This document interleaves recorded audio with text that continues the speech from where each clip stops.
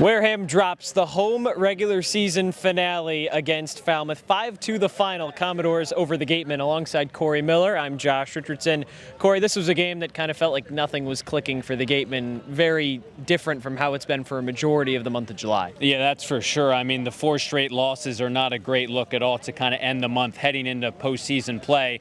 Falmouth struck first, 3 runs in the 4th. It felt like at that time the Gatemen just had no spark, a lot of command issues on the mound. The Gatemen finally got a spark when Foster Apple went yard in the 5th to kind of maybe swing some momentum back, but then Falmouth responded. 2 more insurance runs really just put the game out of reach, and nothing was going right for Wareham. The 4 straight losses for the Gatemen, now under 500 for the first time since early July, starting to kind of work backwards, and now the Gatemen have put themselves in a pretty interesting predicament, a lot different from where it was just a week ago. Now possible playoff implications for whether or not Wareham can host a first-round series with that matchup against Hyannis tomorrow. That's exactly right. No West Division regular season title, that's for sure. A lot riding on Hyannis' matchup against Orleans tonight. A loss by the Harbor Hawks. They're ahead by a run, though. A loss would mean the Gatemen get that number 2 seed, but if Hyannis holds on, then that's the battle for the number 2 seed tomorrow. So a lot of implications could be riding on that. I think more than anything, if you're the Gatemen, no matter what Hyannis does tonight, just end the regular season on a positive note,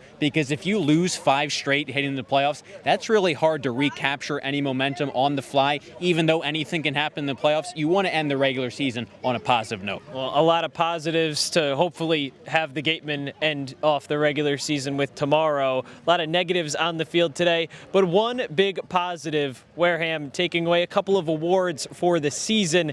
General Manager of the Year goes to Jay Spillane. President's Cup goes to the organization as a whole. We teased it during the broadcast, but now our Rayna Maggelet gets to talk to a former Cape League president. I'm Rayna Maggelet, and I'm joined alongside former Cape Cod Baseball League president and feature of the National Baseball Hall of Fame, Judy Scarfile. Judy, it's truly inspiring sitting here next to you as you pave the way for women in sports, not to mention the first and only female president of the Cape Cod Baseball League. What did that breakthrough, experiment, and achievement mean to you? I don't think I really thought about it at the time as a breakthrough. It was just doing my job. I was fortunate to have the opportunity. I seized the moment. A lot of people helped me along the way. So it's only when I have an opportunity to have an interview with someone as dynamite as you that I hear things like breakthrough or glass ceiling or all those things. I don't know. I was just lucky. Yeah, very grateful to a lot of people.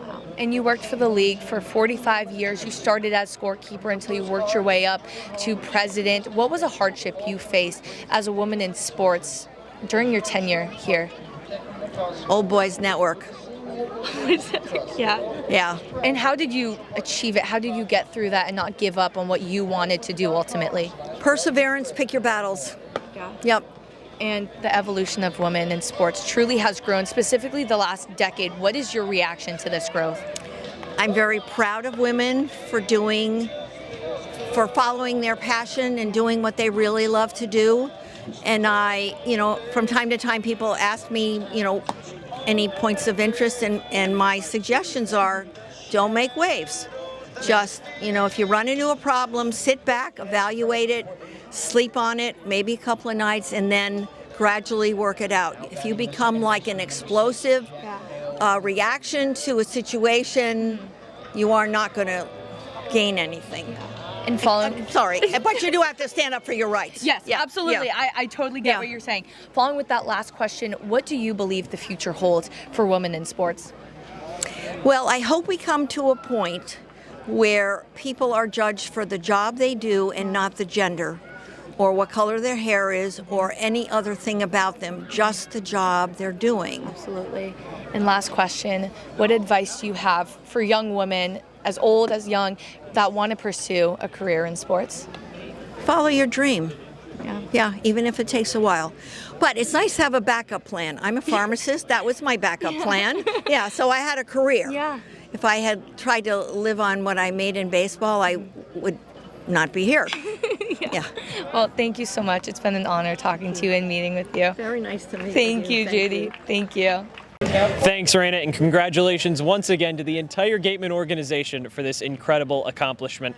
Well, Cory, one thing's for sure, tomorrow is going to be a big game no matter how you slice it. A chance for the Gatemen to try and either clinch a home-seeded advantage in the playoffs for the first round or avoid losing 5 straight to end the regular season. First pitch at 6 o'clock from McKeon Park. You can catch Cory and I with all the action on Cape League TV and YouTube.